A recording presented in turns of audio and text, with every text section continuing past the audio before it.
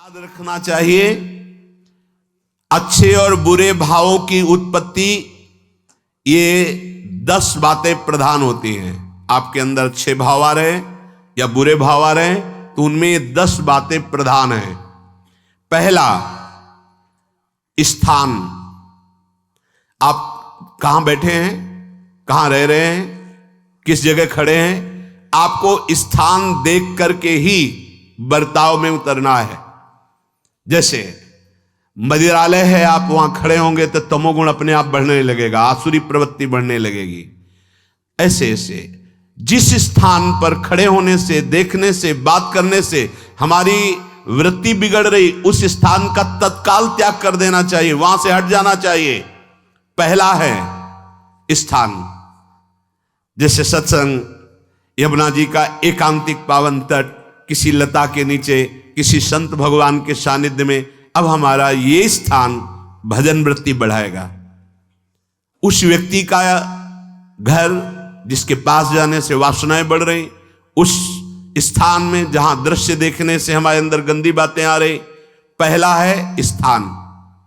दूसरा है अन्न। बहुत बड़ा प्रभाव अन्न का होता है। अगर अधर्म के द्वारा कमाया हुआ अन्न है तो बुद्धि अधर्म में ही लगेगी। यदि भोजन पकाते समय, रसोई रांधते समय आप विकारात्मक चिंतन कर रहे हैं तो कोई भी प्रसाद पाए उसके अंदर विकार जागृत हो जाएगा।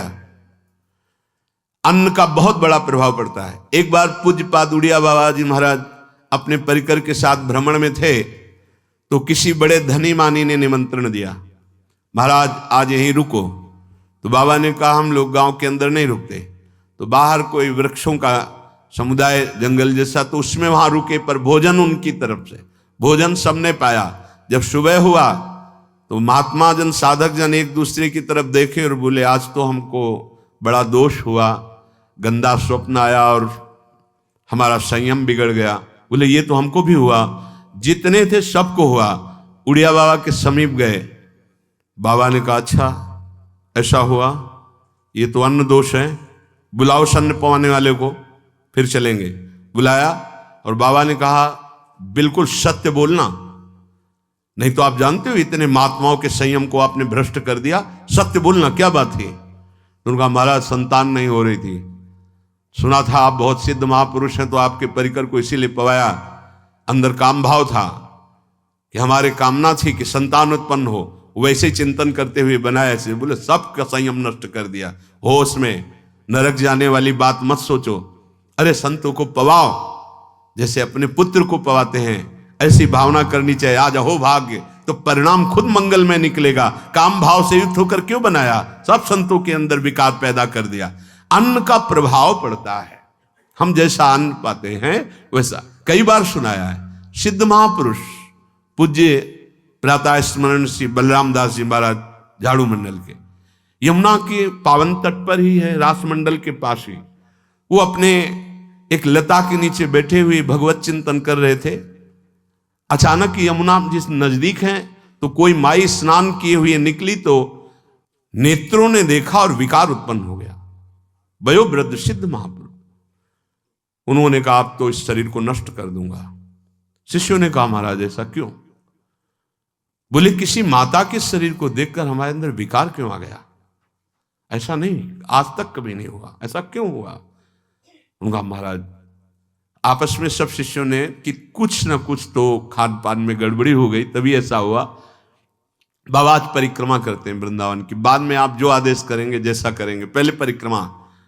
वृंदावन की परिक्रमा का बहुत बड़ा प्रभाव, जब कभी मन आपका ऐसा विक्षिप्त हो, परेशान हो, तत्काल परिक्रमा प्रारंभ कर देना, नाम जप करते हुए। आप देखना परिक्रमा पूरी होते होते शांति हो जाएगी।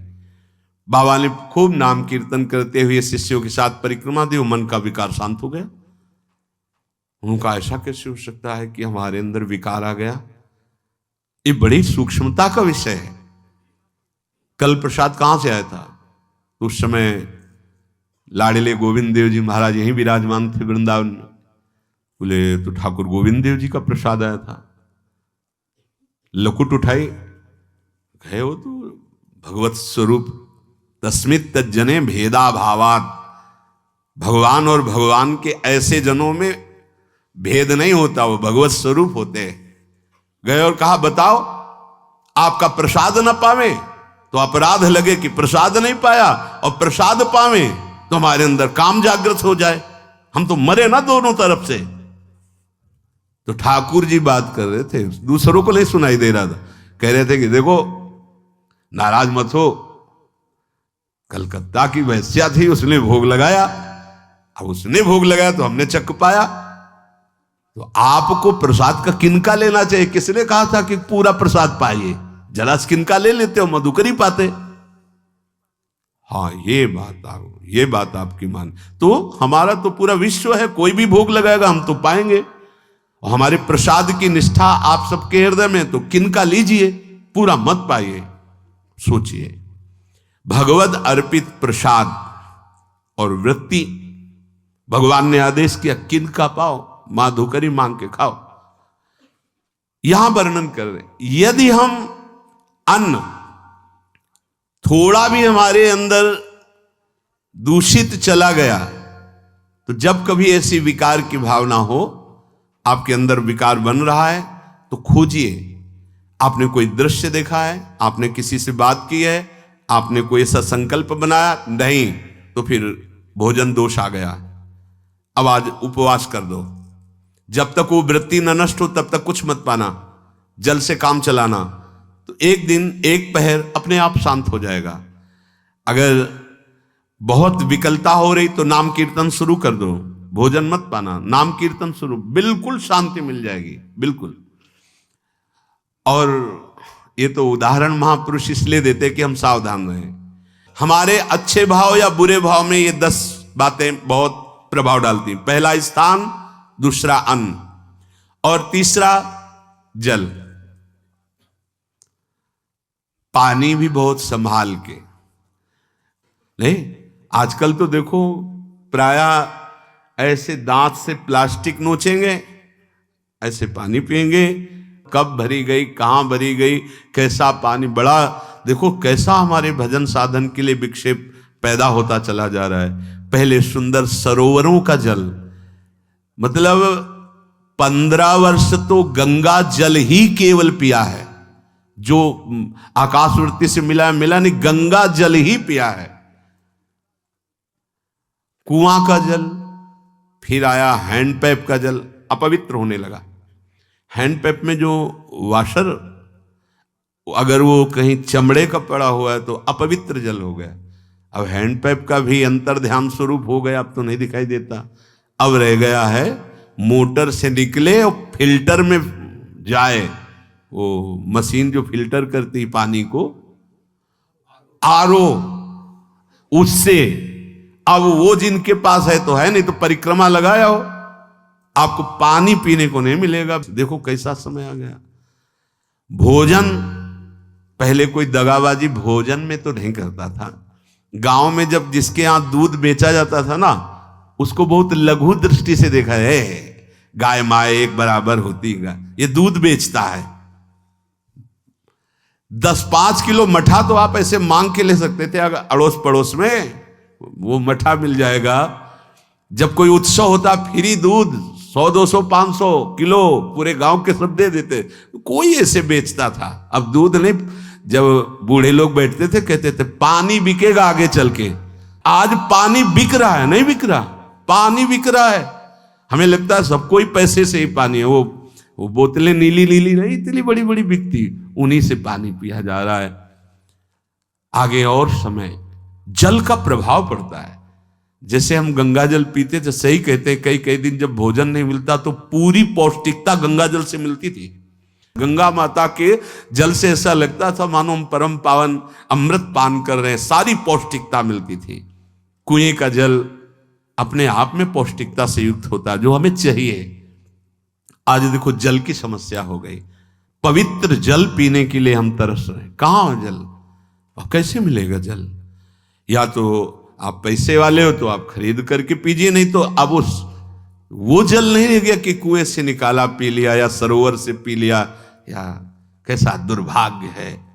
जल का बहुत बड़ा योग है साधना में। जैसे स्थान का तो परम पावन वृंदावन धाम, अन्न का तो अब हम भगवत प्रसाद पाते हैं, तो जल का बहुत बड़ा योग है। आज दूषित होता चला जा रहा है, क्योंकि अब हाथ की बात नहीं रह गई है कि आप सुंदर कुआं से जल लें या सरोवर से जल लें या आप नदी से जल लें। हाँ, स्वामी जी के लिए लिखा हुआ है कि रोज यमुना स्नान और रोज यमुना जल ही पान।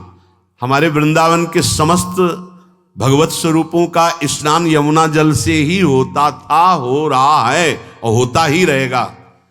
बिहारी जी के लिए आज भी कलश में भरकर यमुना जल ही जाता है। तो कपड़ा से ऐसे ढक के जब हम 2 बजे परिक्रमा देते थे तो एक महाभागवत है, वो किसी को छूते नहीं, दूर से कहते छूना मत, बिहारी जी के लिए जल जा रहा है स्नान के लिए बिहारी जी का। फिर चौथा है आपका परिकर, जहां पर रह रहे हैं वो समुदाय, चाहे परिवार हो या आप समुदाय, वो कैसा है, रजोगुणी है, तमोगुणी है, सतोगुणी है या त्रिगुणातीत भागवतिक है, उसका प्रभाव पड़ेगा। पांचवा है आपका पड़ोस, आसपास वाले घर, जैसा है वैसा प्रभाव पड़ेगा आपके ऊपर। पड़ोस निंदनीय है तो बंधन से युक्त होना पड़ेगा। लंका के पड़ोस में रहने के कारण अगाध महिमा वाले समुद्र को बांध दिया गया, रघुनाथ जी ने पुल बांधा और दंड देने के लिए तैयार हो गए थे सरकार, अग्निबाण संधान कर लिया था, पड़ोस के कारण ही तो ना, पड़ोसी रावण था, इसीलिए आस पड़ोस का बड़ा प्रभाव पड़ता है। फिर अगला है दृश्य, इस पे बहुत सावधानी की जरूरत है। ये मोबाइल भगवान चल गए हैं, बहुत विस्तार से चल गए हैं, अब कोई छोटा मोबाइल रखना नहीं चाहता, सब वो स्क्रीन वाला रखना चाहते, टच मोबाइल। दृश्य से बचो, बच्चों, जवानों, बूढ़ों, सबकी वृत्ति जो माया आकर्षित करती, जो दृश्य हम देखने के लिए अंदर से उल्लसित है, वो मोबाइल में सब है, चाहे भागवतिक और चाहे सांसारिक। तो भाई देख लो, गुण दोष में संसार है, अगर आप दोष ग्रहण करना चाहते हो तो दोष ले लो, गुण तो गुण। बहुत बहुत खतरनाक विषय है और बहुत लाभदायक विषय है। किसी संत की वाणी एक बार समझ में नहीं आई, अगर हम 10 बार सुने तो समझ में आ जाएगी, ये लाभदायक है।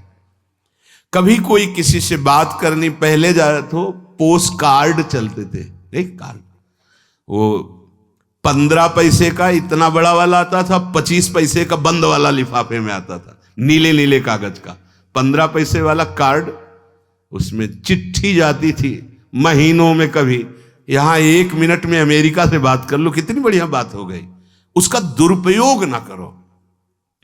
अब हमारी इतनी चंचल वृत्ति है कि दुरुपयोग करने के लिए उत्साह बढ़ जाता है। बोले अब सब काम हो गया है, अब एकांत सेवन कर रहे हैं, अंदर से सिटकिनी बंद और मोबाइल भगवान का संग शुरू। 2-4 मिनट सत्संग और अच्छे दृश्य देखे, फिर बगले में वहां सब होता है कि आप बस उसको ऑन कीजिए, फिर जो मनोरंजन शुरू होता है, फिर उपासक मिटिया मेट हो जाता है। ये बहुत सावधानी की बात कह रहे हैं। वैसे हमें लगता है यदि आपको इस बड़े कार्य वाले ना हो तो छोटा मोबाइल रखे तो अच्छा रहता है। तो इसलिए ये एक ऐसा कलयुग भगवान ने रचा है कि बचा पाना बड़ा मुश्किल है। इससे वृत्ति को बचाओ, जो बचा ले गया वो आगे साधना कर सकता है। बहुत सावधान बच्चों। हमें लगता है यदि आपका मन चंचल हो, आपके शासन में ना हो, तो स्क्रीन वाला मोबाइल अपने माता पिता को दे देना चाहिए। और हम कहते रखो, छोटा वाला रखो, कभी कोई आपत्ति विपत्ति या सूचना देनी हो, बढ़िया काम करता है। जरूरी नहीं है इतना बड़ा लेके चलना। हाँ, अगर आपको बहुत राजकीय विभाग के कार्य हैं तो बात अलग है कि कौन सी सामान कहाँ कैसे, तो वहां से वीडियो भेज रहा है, वो चेक कर रहा है, यस हाँ ठीक है अब चलाओ। अपने को क्या काम है? सत्संग अगर सुनना है तो सत्संग सुनने के अलग यंत्र आते हैं, चला दे उसमें, वो इतनी बड़ी लगती है, उसमें चिप, पेन ड्राइव ऐसे लगा दो और सत्संग सुनो। जरूरी वो दृश्य वाला रखो। यहां कह रहे दृश्य, अगर गलत दृश्य देखा तो बावरे बन जाओगे और अच्छा दृश्य देखा तो भगवान के मार्ग के पथिक बनोगे। तो देखो, अच्छे दृश्य में भी दोष दर्शन की वृत्ति की गुंजाइश है। जैसे कोई लीला हो रही है, लीला के पात्र, जैसे हमारे ब्रजमंडल में रास लीला होती थी, ऐसे 12 वर्ष 13 वर्ष के लीला पात्र, सब नव किशोर, जहां भाव ही बने रोते रहो। अब वहां बड़े बड़े लीला पात्र हैं, अगर हमारी भावना शासन में नहीं है तो वहां हम अंग प्रत्यंग के दर्शन से हमारी हाव भाव वहां जो हो रहा है उससे हमारी वृत्तियां बिगड़ जाएं। जब छोटे छोटे लाडली लाल परस्पर खेलते हैं तो केवल आशीर्वाद देने को, रोने का मन होता है। अगर आप लीला भी देख रहे हैं तो बहुत सावधानी की जरूरत है, क्योंकि वो चिदानंद शरीर नहीं है, पांच भौतिक शरीर। हमारी दृष्टि पंचभूत में लगी हुई है। नाम जप करो, लीला गायन करो, फिर देखो जो लीला है, यही जीवन का परम सुख मिलेगा। सच्ची मान लीजिए। बस हम बार बार ये कहते हैं, मोबाइल का सदुपयोग कीजिए, दुरुपयोग नहीं। मोबाइल बुरा नहीं, उसका प्रयोग बुरा है।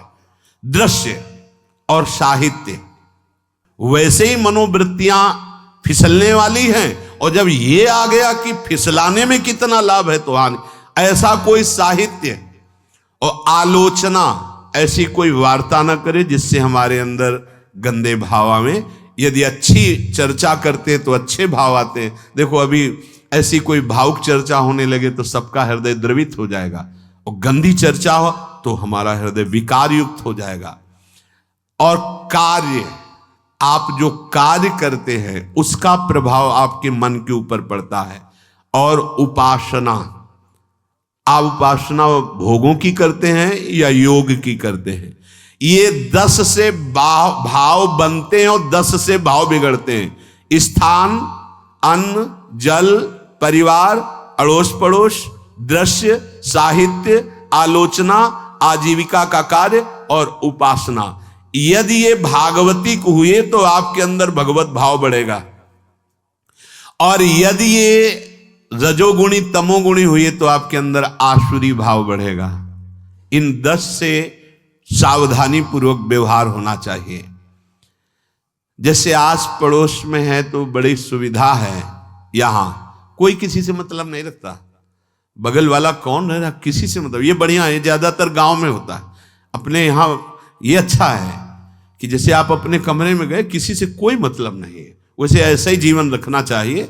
अड़ोस पर ये ज्यादा जो व्यवहार मित्रता बढ़ाने वाला विषय, ये धाम में नहीं है। वृंदावन में ऐसा नहीं व्यवहार रखना चाहिए। आपके पड़ोस में कौन रख रहा है आपका परिचय नहीं होना चाहिए, कौन कौन रह रहा है आपकी जानकारी नहीं होनी चाहिए। नजर नीची की, अपने कुटिया में गए, अपने ठाकुर जी से मतलब, अपने भजन से मतलब। ना पड़ोसी को कुछ देना चाहिए ना लेना चाहिए। बात समझ लेना कि जैसे आज उत्सव है, उनको हम बुलाते हैं, वो हमारे यहाँ, ये व्यवहार यहाँ नहीं है। बनवासी हो, ठाकुर का भोग लगाया, और अगर आपको बांटना है तो बाहर निकलो, आधा किलोमीटर दूर ऐसी जगह बांटो जो तुम्हें राधे श्याम दोबारा ना बोले। फिर वो तुम्हें बुलाएगा, फिर वो बैठेगा, फिर प्रपंच की बातें होंगी, निंदा स्तुति की होंगी, फिर बड़ी संगोष्ठी होती है, पता चलता है। क्या फायदा ऐसे जीवन से। आप वनवासी हो, समय एकांत में दीजिए, अपनी कुटिया में बैठिए, नाम जप कीजिए, निकलिए, सत्संग सुनिए, ठाकुर दर्शन कीजिए, परिक्रमा कीजिए, फिर अपनी कुटिया में। ज्यादा व्यवहार में नहीं उतरना चाहिए। ये वनवास है, वृंदावनवास। सत्संग का सेवन, रजोगुण तमोगुण का त्याग, तो दुष्संग से आप बच जाएंगे। दुष्संग से बचने का मतलब है काम क्रोध मोह स्मृति भ्रंश बुद्धिनाश सर्वनाश कारणत्वात्। देवर्षि नारद जी कहते हैं, अगर दुष्संग का त्याग हो गया तो आप काम का, क्रोध का, मोह का, जो हमारी भगवत स्मृति का नाश कर देते हैं, जो हमारी बुद्धि का नाश कर देते हैं, जो हमारे सर्वनाश करने वाले हैं, इनका त्याग कर पाएंगे। कुसंग अगर हो गया तो इनका त्याग नहीं हो सकता, बहुत कठिन हो जाता है। भगवत संबंधी तत्वबोध होना या भगवत रहस्य लीला में प्रवेश पाना, जो अपनी इंद्रियों को भोगों में तृप्ति कराने की कोशिश कर रहे हैं, उनका चिंतन भोगों का ही होगा। तो कैसे तत्वबोध होगा, कैसे लीला में प्रवेश होगा, बस ध्यान देना है, कैसे हो पाएगा? क्योंकि जिस चित्त वृत्ति से भगवदाकार हमें वृत्ति करनी थी, वो तो हमने भोगों के चिंतन में लगा दी, भोग क्रियाओं में लगा दी। एक स्थिति होती है जब आपकी चित्त वृत्ति भगवदाकार हो गई है, तो व्यवहार में रहते हुए भी विषयान ग्रहणंत मुंचंत वा, खान पान उठना बैठना है सब बाहरी क्रियाएं हो रही हैं, अंतर से वो अपने आराध्य देव में सदैव स्थित रहता है। उसका परिचय आपको जब ऐसे महापुरुष का सानिध्य मिलेगा, तो आप विषय सेवन करते हुए भी निर्विषय रहेंगे। आपके अंदर विषयों की प्रियता नहीं रह जाएगी, आपके अंदर एक प्रबल वैराग्य ऐसी धारणा बन जाएगी, कुछ नहीं, कोई भी तुम्हें प्रभावित नहीं कर सकता। यद्यपि खान पान हर्ष आदि की सब व्यवहारिक वृत्तियां हैं, पर उस महापुरुष का प्रभाव ऐसा होगा कि आपका हृदय निर्विकार हो जाएगा। और बहुत ही त्याग की सब बातें की जा रही, लेकिन हृदय भी सही है, तो संग से विषय रंग बढ़ जाएगा। ये देखा गया है। हृदय अगर निष्प्रिय है, जिसका हम संग कह रहे हैं, तो उसका परिणाम निष्प्रिय निकलेगा। व्यवहार में कुछ भी हो, निष्प्रियता ही आपकी बढ़ेगी, निर्विकारता बढ़ेगी, क्योंकि उसकी स्थिति का संग हो रहा है, उसका प्रभाव पड़ रहा है। तो सर्वनाश की जड़ है विषय चिंतन। ये बहुत बड़ी बात है। विषय चिंतन सर्वनाश की जड़ है। यहां विषय भोग नहीं कहा, क्योंकि चिंतन का परिणाम भोग है। पहले चिंतन होता है। साधक ध्यायतो विषयान पुंसः संगस्तेषु उपजायते, संगात् संजायते कामः, कामात् क्रोधो विजायते, क्रोधात् भवति सम्मोहः, सम्मोहात् स्मृति विभ्रमः, स्मृति भ्रंशात् बुद्धिनाशो, बुद्धिनाशात् प्रणश्यति सर्वनाश। कैसे हुआ? ध्यायतो विषयान पुंसः, विषयों का चिंतन। इसीलिए अनन्यश्चिन्तयन्तु माम भगवान आदेश करते हैं। विषय चिंतन न होने पावे, बिना चिंतन किए आपको कोई भी सुख नहीं मिल सकता। आप देख लीजिए, जगत के किसी भी भोग का सुख नहीं मिल सकता। चिंतन से ही आपको सुख की अनुभूति हो रही है। अगर आप चिंतन ना करें तो आपको कोई सुख नहीं मिल। आप चिंतन उसका घसीट लिया गया। अगर सुख होता तो भोग में मिल जाता, नहीं मिला। क्यों? कि बोले चिंतन नहीं। किसी को किसी गाढ़ विषय के चिंतन में फंसा दे, फिर उसके सामने भोजन रखे, खीर में नमक डाल दे, सब्जी में चीनी डाल दे और गाढ़ विषय में फंसा दे। तुम्हारा लड़का जो अकेला था, वो ऐसा ऐसा दुर्घटना हो गई, वो अस्पताल में, अब जल्दी से भोजन पाओ और निर्णय बताओ। वो बिल्कुल नहीं बता पाएगा कि खीर में नमक था, सब्जी में चीनी थी। उसका चिंतन वहां फंस गया। अगर ऐसे चिंतन हमारा प्रियाजू में फंस जाए तो संसार के सब क्रियाएं होते हुए भी वो परमहंस है, वो विदेह है। चिंतन, हम लोग चिंतन में चूक कर देते हैं, तो फिर क्रियाओं में हमको बंधना पड़ता है। नहीं, सच्ची माने कोई भी क्रिया उसे बांध नहीं सकती। तो क्या जिनका भगवत चिंतन होता है वो असत क्रियाएं भी करते हैं क्या? तो बोले जब चिंतन ही नहीं तो असत क्रियाएं कैसे हो सकती है? पहले क्रिया के असत चिंतन होता है।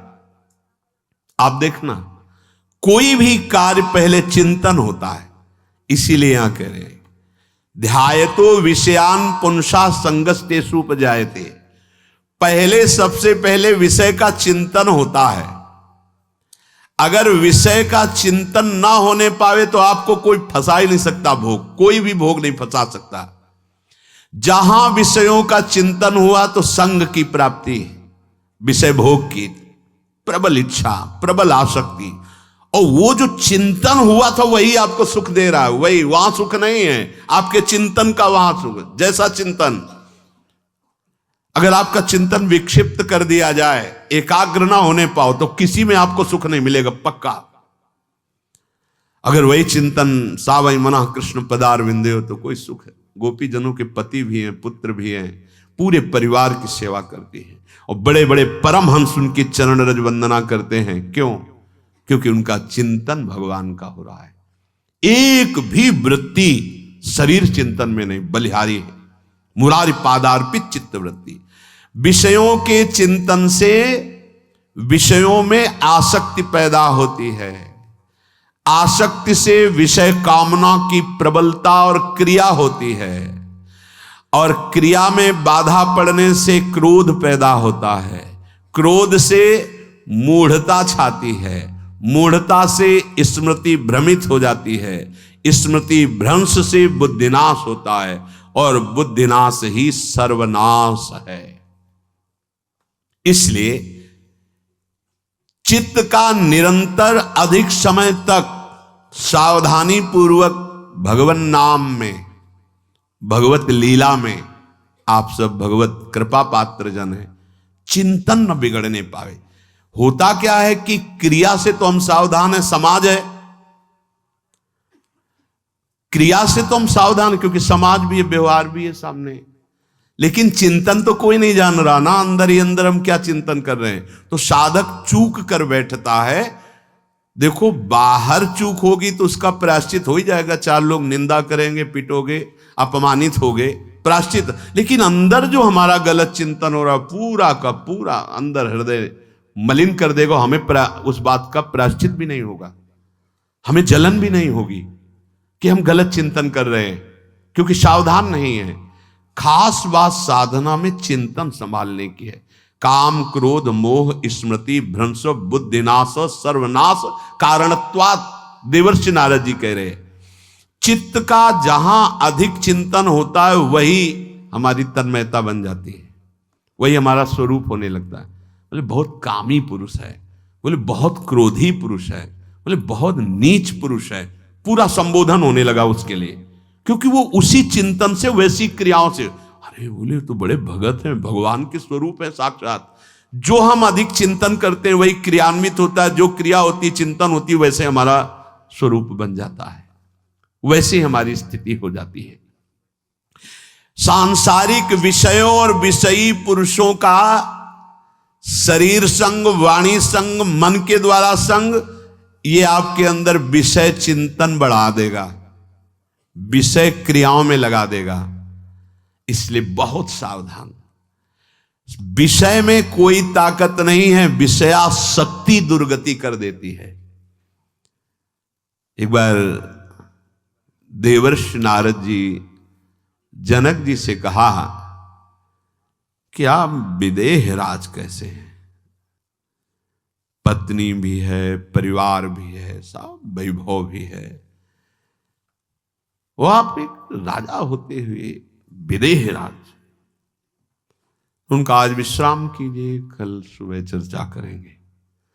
तो रात्रि में अपने शयन गृह में देवर्षि नारद जी को शयन कराया और अपनी अर्धांगिनी से कहा कि आप जाकर शयन कीजिए देवर्षि नारद जी के साथ, जो आज्ञा। अब वहां देवर्षि नारद जी के समीप जब नारद जी ने देखा कोई स्त्री, तो शकिल गए और शकिल गए। वो तो आज्ञा जैसी हुई थी, जब दीवाल मिली तो दीवाल की तरफ मुंह करके लेटे रहे। अर्धरात्रि में उठी और चली गई। देवर्षि नारद जी सुबह गए और कहा कि ये क्या मजाक था आपका, यदि आपको ऐसा ही व्यवहार करना था तो आप हमसे कह देते तो हम बाहर जाकर शयन करते, आपने ऐसा क्यों किया, क्या हुआ महाराज? जब हम वहां शयन कर रहे थे, कुछ रात्रि व्यतीत होने पर आपकी अर्धांगिनी आई और लेट गई सैया पे। उनको पता नहीं कि एक देव ऋषि के साथ ऐसा व्यवहार नहीं कर। फिर क्या हुआ महाराज? फिर हम और खेलते गए, फिर दीवाल मिली तो उधर मुंह करके फिर सो गए। तो तुमने स्त्री को दीवाल नहीं समझा, दीवाल को दीवाल समझा। यही आप में और हम में फर्क है। आपके लिए जैसे दीवाल निश्चिंतता का कारण है, ऐसे ही हमारे लिए स्त्री होते हुए भी वो दीवाल की तरह ही है, किंचन मात्र विकार उत्पन्न नहीं कर सकती। यही अंतर है। इसी बात से हमको विदेहराज कहते हैं। ये स्थिति अब कह दे स्त्री शरीर और दीवाल में क्या ज्ञान की विशेषता? वो जड़ है और चैतन्य नहीं। ये शरीर भी जड़ है, चैतन्य आत्म तत्व है। पंचभूतों से दीवाल बनी है।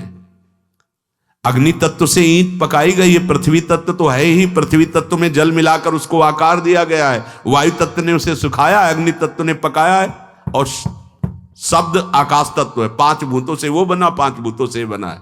सच्चा ज्ञान ये कि इसमें और दीवाल में कोई अंतर नहीं।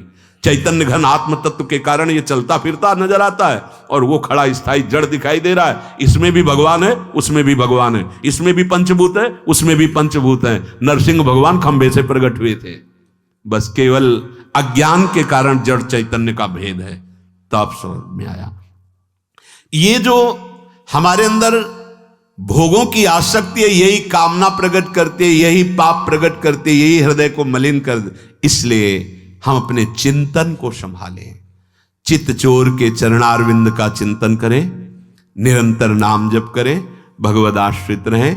प्रभु अपने भक्तों की रक्षा करते हैं, जैसे मां अपने बच्चे की। करूं सदा तिनके रखवारी, जिम बालक राखे महतारी। राधा राधा राधा शेष जागे। श्री राधा वल्लभ लाल।